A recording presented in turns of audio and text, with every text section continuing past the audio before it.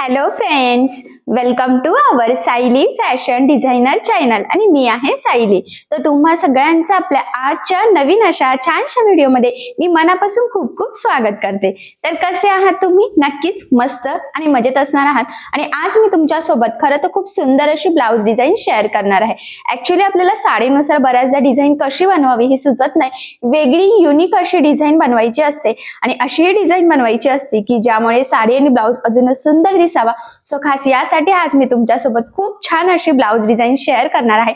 सगळ्यात महत्त्वाचं म्हणजे मी तुम्हाला या ब्लाउज डिझाईनची संपूर्ण कटिंग आणि स्टिचिंग अतिशय सावकाश स्टेप बाय स्टेप आणि खूप काही महत्त्वाच्या फिनिशिंगच्या टिप्स अँड ट्रिक्स आहेत सांगणार आहे, जेणेकरून तुम्हाला आपला आजचा हा व्हिडिओ बघून फक्त अशी डिझाईन बनवणंच नाही तर ती प्रॉपर परफेक्ट फिनिशिंग सहित कशी बनवावी तर हे देखील सहजच लक्षात यावं यासाठी. ठीक आहे, सो चला मग वेळ न घालवता आपण आपल्या आजच्या छानशा व्हिडिओला सुरुवात करूयात. आणि आपला आजचा हा व्हिडिओ तुम्ही स्किप न करता पूर्ण नक्की बघा, जेणेकरून तुम्हाला आपला आजचा हा व्हिडिओ बघून अशी छानशी लेटेस्ट ट्रेंडिंग ब्लाउज डिझाईन बनवणं खूपच सोपं जाईल. ठीक आहे, सो चला मग आता आपण स्टार्ट करूयात. बघा, हा आहे आपला ब्लाउज पीस.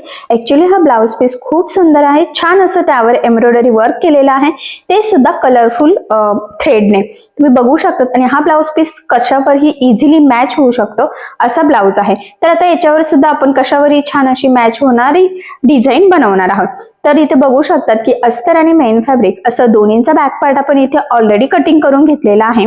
आणि सगळ्यात आधी आता मी तुम्हाला याचं मेजरमेंट सांगणार आहे, जेणेकरून तुम्हाला तुमच्या मापानुसार ह्या डिझाईनसाठी कशा पद्धतीने कटिंग स्टिचिंग करावी तर हे सहजच लक्षात यावं यासाठी.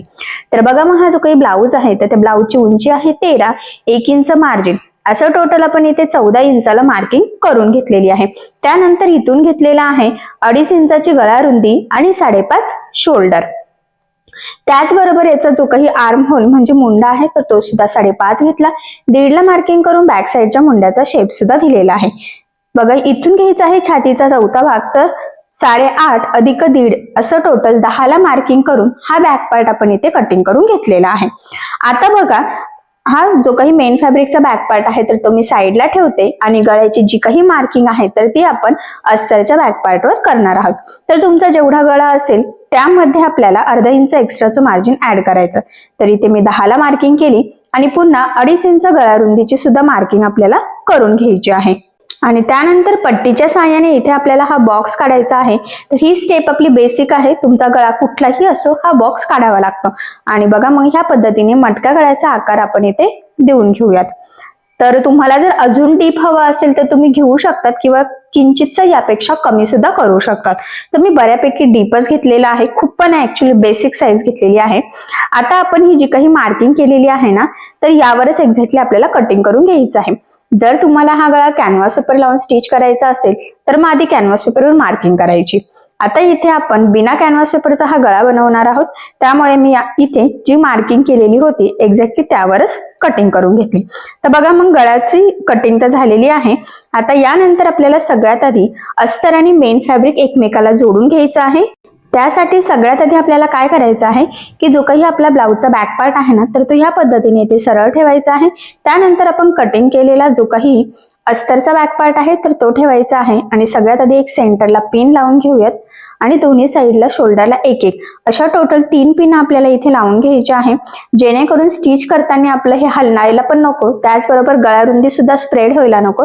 जर गळा रुंदी स्प्रेड झाली तर होतं काय की आपला शोल्डर उतरण्याचे चान्सेस असतात. सो त्यामुळे मग एकदा गळा रुंदी सुद्धा चेक करायची. आणि इथे सगळ्यात आधी आता गळ्याच्या साईडने साधारणतः 1/2 इंच एवढं मार्जिन ठेवून आपल्याला टीप मारून घ्यायची आहे. टीप मारताना मार्जिन कमी जास्त होणार नाही, तिरकं जाणार नाही याची काळजी घ्यायची आहे. कारण आता आपण जशी टीप मारणार आहोत तसाच गळ्याचा आकार येणार आहे. आणि जर मार्जिन कमी जास्त झाली तर गळ्याचा शेप सुद्धा पुढे मागे होतो. त्यामुळे अतिशय सावकाश काळजीपूर्वक इथे आपल्याला गळ्याच्या साईडने ही टीप मारून घ्यायची आहे. तर बघा, मग इथे फायनल गळ्याच्या साईडने टीप मारून झालेली आहे. आता यानंतर काय करायचं आपल्याला लगेचच कमरेच्या साईडला सुद्धा एक टीप मारून घ्यायची आहे. तर कमरेच्या साईडला साधारणतः अर्धा इंच एवढं मार्जिन ठेवून टीप मारायची आहे. आणि ऍक्च्युली ह्या स्टेपमुळे होतं काय की आपला गळा आणि कमरेचा पार्ट दोन्ही सोबतच फिनिशिंग सहित रेडी होतं आणि इथे आपल्याला कमरपट्टी लावण्याची गरज सुद्धा पडत नाही.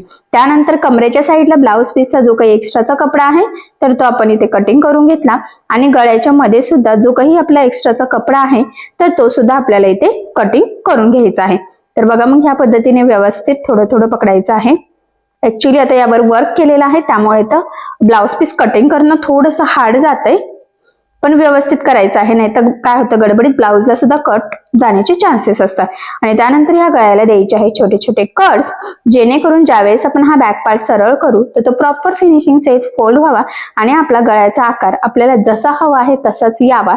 त्यासाठी ही स्टेप खूपच इम्पॉर्टंट आहे. तर बघा मग कट्स मारल्यानंतर आता आपण हा बॅक पार्ट इथे सरळ करून घेऊयात आणि व्यवस्थित कमरेचा पार्ट, गळ्याचा पार्ट बाहेर काढून घ्यायचा आहे. आणि सगळ्यात आधी इथे आता आपल्याला काय करायचं आहे, दाबटीप द्यायची आहे. कुठे? गळ्याच्या साईडने. तर बघा म्हणजे महत्वाचं म्हणजे आता गळ्याच्या साईडने दाबटीप देताना काळजी घ्यायची आहे की आपला आतला अस्तरचा जो काही कपडा आहे तर तो वरती दिसणार नाही, जेणेकरून आपली गळ्याची फिनिशिंग बिघडायला नको. तर फिनिशिंग साठीची ही खूप महत्वाची टिप तुम्ही आवर्जून फॉलो करा, जेणेकरून फक्त डिझाईन बनवणंच नाही तर ती प्रॉपर फिनिशिंग सहित कशी बनवावी हे सुद्धा तुमच्या सहजच लक्षात येईल. तर बघा किती छान असं गळ्याची फिनिशिंग इथे आलेली आहे. आणि आता यानंतर लगेचच आपण कमरेच्या साईडला सुद्धा दाबटीप देऊन घेऊयात. आणि इथे सुद्धा दाबटीप देताना काळजी घ्यायची आहे की आतला अस्तरचा जो काही कपडा आहे तर तो वरती दिसणार नाही, म्हणजे याची सुद्धा फिनिशिंग बिघडायला नको. ठीक आहे. आता एवढं झाल्यानंतर आपल्याला पुढची डिझाईन बनवण्याच्या आधी अस्तर आणि मेन फॅब्रिक इथे एकमेकाला जोडून घ्यायचं. हे जोडताना कुठेही गोळा होणार नाही, तिरकं जाणार नाही, कुठे व्रिंकल्स वगैरे येणार नाही. तर या छोट्या मोठ्या गोष्टींची आपल्याला काळजी घ्यायची आहे. तर बघा मग इथे दुसऱ्या साईडचं सुद्धा आपण व्यवस्थित जोडून घेऊयात. आणि आता महत्वाचं म्हणजे बघा हे जोडून झाल्यानंतर जे काही ब्लाउज पीसचा एक्स्ट्राचा कपडा दिसतोय ना तर तो सुद्धा आपल्याला इथे कटिंग करून घ्यायचा आहे, जेणेकरून आपला परफेक्ट मापाचा बॅक पार्ट इथे रेडी होईल. कारण तुम्हाला सगळ्यांनाच माहित आहे अस्तरवर आपण परफेक्ट कटिंग करतो आणि ब्लाउज पीसचा कपडा आपण थोडंसं एक्स्ट्राचं मार्जिन ठेवून कटिंग करत असतो. खरं तर म्हणूनच इथे ह्या पद्धतीने सगळ्यात आधी आपल्याला एक्स्ट्राचा कट करून परफेक्ट मापाचा बॅक पार्ट रेडी करायचा असतो. तर बघा मग प्रॉपर फिनिशिंग सहित आपला एवढा पार्ट इथे रेडी झालेला आहे. त्यानंतर आता आपल्याला यावर डिझाईन बनवायची आहे. तर त्यासाठी पुढची जी काही स्टेप आहे तर ती म्हणजे आता आपला जो काही मधला हा अस्तरचा कपडा आहे ना तर तो पुरतो की नाही ते एकदा चेक करायचं. आणि साधारणतः 1.5 ते 2 इंचाची पट्टी आपल्याला इथे घ्यायची आहे. तर आपल्याला एकच पट्टी लागणार आहे, त्यामुळे मग मी इथे एक पार्ट घेते. इथे ती व्यवस्थित सरळ इथे कटिंग करून घ्यायची आहे. तुम्ही पट्टीने डायरेक्ट मार्किंग केली ना तरी सुद्धा चालेल. आणि आता इथे आपल्याला उभीच डिझाईन मॅच करायची आहे, त्यामुळे गळ्याचा मधला जो काही कपडा होता तर तोच इथे मी यूज करणार आहे, कारण हा वेस्ट का घालवायचा ना त्यामुळे. आणि ब्लाउज पीस छान असा आहे वर्कवाला, त्यामुळे मग आपण हा यूज करू शकतो. आणि आता याच्यावर हे पुरतंय का? तर हो पुरतंय. आता हे सरळ कट करून घेऊयात आणि अजून थोडासा पार्ट आपल्याला इथे लागणार आहे. आता या 2 पट्ट्या आपण जोडून घेऊयात. त्यासाठी एक पार्ट सरळ, त्यावर दुसरा उलटा ठेवायचा आणि 1/2 इंच मार्जिन ठेवून टीप मारली. त्यानंतर दाबटीप सुद्धा देऊन घेतली, म्हणजे कुठे जॉईंट आहे हे लक्षात येणार नाही आणि फिनिशिंग छान यावी यासाठी. ठीक आहे. त्यानंतर बघा ही लेस यावर मॅच होते. त्याच्या आधी आता आपण जो काही आपला पट्टी होती अस्तरची तर ती याला जोडून घ्यायची आहे, म्हणजे अस्तर लावून आपल्याला ही पट्टी रेडी करायची आहे. तर बघा ब्लाउज पीसचा कपडा मी उलटा ठेवलेला आहे, त्यावर हे अस्तरची पट्टी ठेवली आणि कडेने टीप मारून घेतली. सेम दुसऱ्या साईडला सुद्धा आता आपण इथे टीप मारून घेऊयात. आणि आता ही टीप मारून झाल्यानंतर जे काही आपलं एक्स्ट्राचं आहे ना तर ते इथे कट करून घेऊयात, कारण की परफेक्ट मापाची पट्टी आता आपल्याला इथे डिझाईनसाठी लागणार आहे. तर बघा मग हे कट करून घेतलेलं आहे, त्याचबरोबर साईडचं पण करून घेऊयात. आणि आता यानंतर महत्वाचा पॉइंट आहे की इथे आपल्याला पाइपिंग करायची आहे. तुम्हाला जर लेस लावायची असेल तर तुम्ही लावू शकता. मी मगाशी तुम्हाला दाखवली बघा रेड कलरची होती, पण मी इथे पट्टी घेतलेली आहे. आता ती डबल फोल्ड करायची आहे आणि ह्या पद्धतीने इथे टीप मारून घ्यायची. तर 1/2 इंच एवढं मार्जिन ठेवून टीप मारली तरी सुद्धा चालणार आहे. तर मी यासाठी सरळ पट्टी कट केलेली आहे, कारण की आपल्याला सरळ पट्टीला पाइपिंग लावायची आहे. म्हणजे ज्यावेळेस आपल्याला गळ्याला पाइपिंग करायची असते त्यावेळेस आपण तिरक्या कपड्यामध्ये पट्ट्या काढत असतो, कारण की स्ट्रेचेबल कपडा आपल्याला गळ्याला लागतो, कारण की गळा हा गोल असतो आणि पट्टी स्ट्रेच व्हावी. पण इथे तसं काही गरज नाहीये, त्यामुळे सरळ पट्टी मी कट केली आणि त्यानंतर ह्या पद्धतीने बघा ती फोल्ड करायची आहे आणि जशी आपण रेग्युलरली पाइपिंग करत असतो ना तशीच करायची आहे. पण मी इथे बऱ्यापैकी ब्रॉड करते, खूप काही छोटी करत नाहीये. आणि तसाही कपडा पण जाड आहे, त्यामुळे जाड केलेलीच बेटर राहील, म्हणजे त्याला ते जरा लुक पण येईल, जरा मॅच पण व्हावी यासाठी. तर बघा मग ह्या पद्धतीने इथे आता आपण दाबटीप देऊन घेतलेली आहे. आता सेम ह्याच पद्धतीने दुसऱ्या साईडला सुद्धा बघा फोल्ड करून दाबटीप देऊन घ्यायची आहे. ठीक आहे, बघा मी थोडं थोडं पकडलेलं आहे ऍक्च्युली इथे. आणि फायनली आता आपली ही पट्टी अशी प्रॉपर फिनिशिंग सहित इथे रेडी झालेली आहे.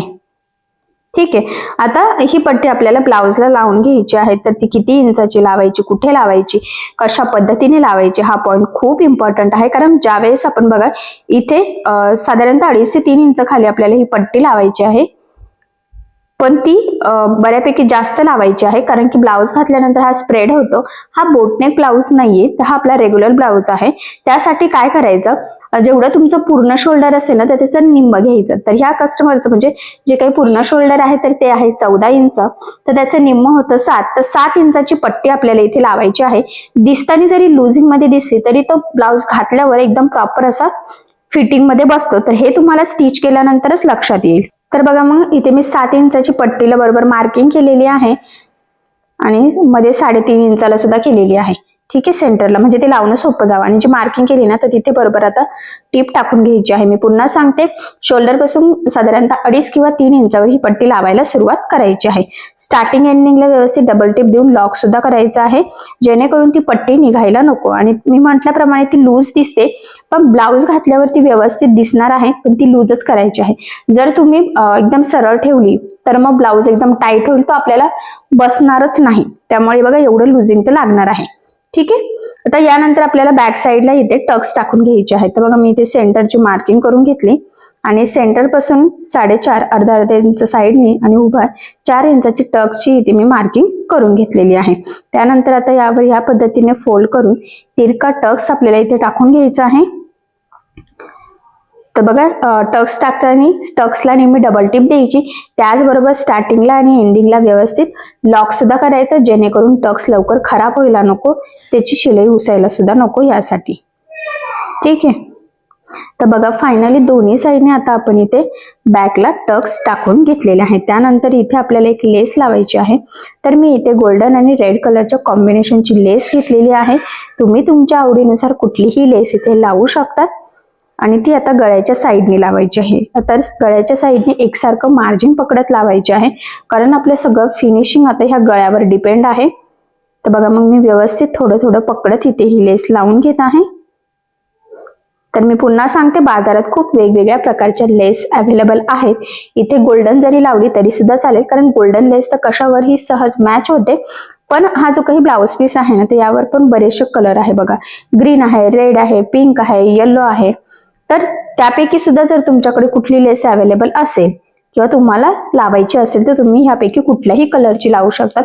या ब्लाउजवर कुठल्याही कलरची लेस इझिली मॅचच होईल, कारण की हा ब्लाउज पीसच तसा आहे. ठीक आहे, आता यानंतर काय करायचं बघा, ही लेस इथे लावलेली आहे, त्याला डबल टिप सुद्धा दिलेली आहे बघा. आणि त्यानंतर कमरेच्या साईडला सुद्धा लावायची आहे. तर कमरेच्या साईडने मी थोडंसं मार्जिन ठेवतच ही लेस लावत आहे, कारण की त्याला छान अशी बॉर्डर दिसावी यासाठी.